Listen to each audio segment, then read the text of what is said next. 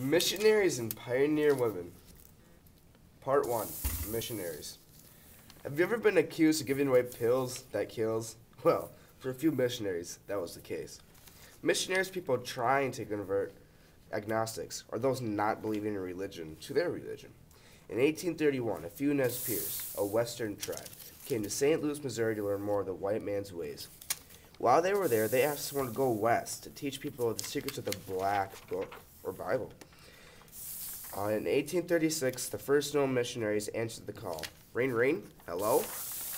The two couples traveled from Independence, Missouri to Oregon. The couples were Henry and Eliza Spalding and Marcus and Christa Whitman. They traveled together along the Oregon Trail, but once they arrived, they split. The Spaldings went to work with the Nez Perce, and the Whitmans went to work with the Cayuse. Neither of the couples knew anything about these people which they converted, which made it very difficult to begin with.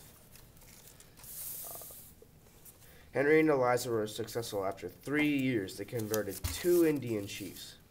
A year later, they baptized the chief's infant son, who grew up to be the great Chief Joseph. Marcus and Christa, on the other hand, didn't have such luck. The Cayuse were more interested in their tools and weapons than on their religion. The Whitmans also offended the Indians. They didn't pay for any of their land, and they did not give any gifts. Not a single Cayuse Indian converted. Marcus went on horseback back to the east, preaching of the pioneer's paradise, waiting for settlers in Oregon. In 1847, settlers had brought the measles, and many Cayuse Indians became ill. The Cayuse noticed how their people kept dying, and the Whitmans in their camp healed faster from the disease. It began to be rumored that the Whitmans were handing out deadly pills. The Cayuse attacked the mission, killing both Marcus and Christa. They had many missionaries who came west, hoped their legacy be converting many Indians, while in reality, few actually converted. But their efforts did help bring many settlers west.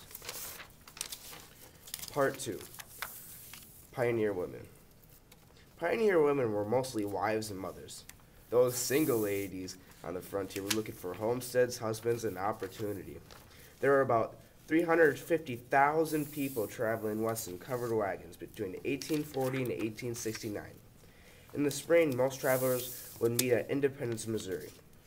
From there, they'd set off on the trails in groups called wagon trains. The journey lasted 4 to 6 months and was over 2,000 miles long. The women were expected to function normally, cook, wash, clean, and take care of the children. All the while they were traveling 15 to 25 miles a day. That sounds pretty hard, doesn't it? The simple ideal wore many women down. Each family had to leave a lot behind to travel west. Although when the trail got too steep, some families had to throw out some other valuables too. The Oregon Trail was said to have been littered with furniture, china, and other cherished items. On the trail, the death toll was high as well.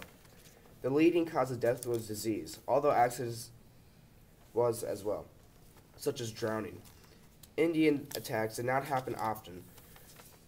The mere thought of it, though, added a lot of sense of danger and excitement. Some of the travelers pursuing the West were runaway slaves. All of the western states were slave-free. They were trying to escape. Their efforts did not always work, though, for bounty hunters chasing after them often were successful in catching them. Women being in the West helped to blossom churches, literary societies, schools, libraries, and charitable groups. The women in the West fought for equal rights, and in 1900, all of the western states allowed women the right to vote. This was a full 20 years before the 19th Amendment was passed, and women all over the nation could vote. I hope you have enjoyed this video on Missouri Pioneer Women. Thank you for watching.